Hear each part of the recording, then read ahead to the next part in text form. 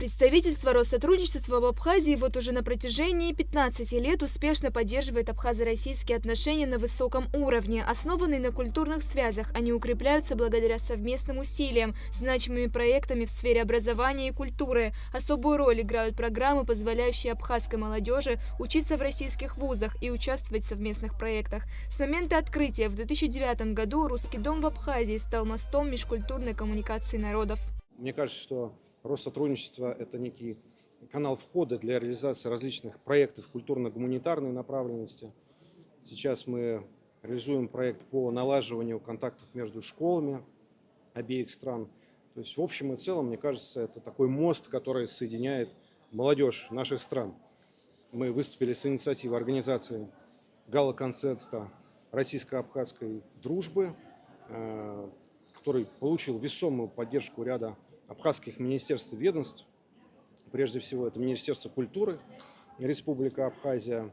И мы очень рады, что помимо, без преувеличения, лучших абхазских коллективов, сольных исполнителей, здесь принимают участие лучшие в своем жанре творческие коллективы из Российской Федерации. Посол России в Абхазии Михаил Шургалин отметил, что представительство Россотрудничества в Абхазии за 15 лет внесло значительный вклад в развитие культурных и гуманитарных связей между народами, стало символом международного сотрудничества, поддержки соотечественников, проживающих за рубежом.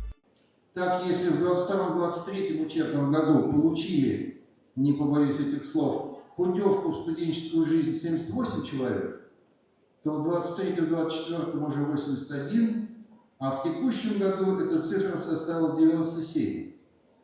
По завершению нынешней, так называемой квотной кампании, в российские вузы будут распределены 110 абитуриентов из Абхазии.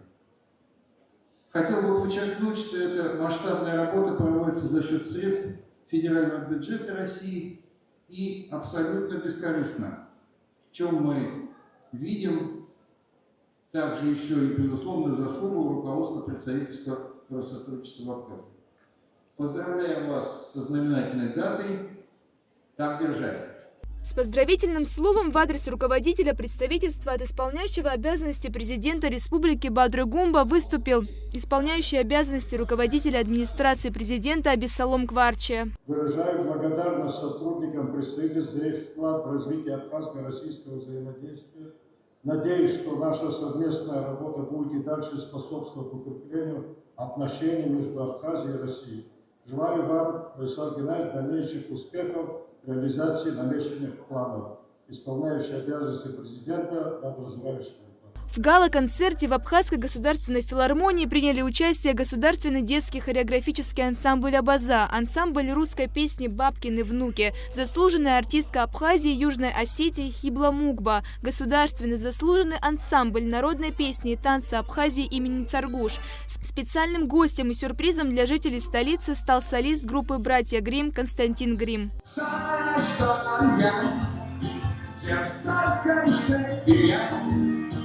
Останется на века,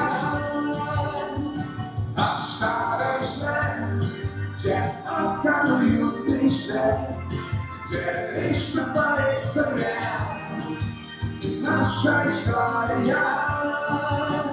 Концерт стал прекрасным праздником, который объединил тесные связи между Россией и Абхазией. Ульяна Рожкова, Константин Паролуа, Абхазское телевидение.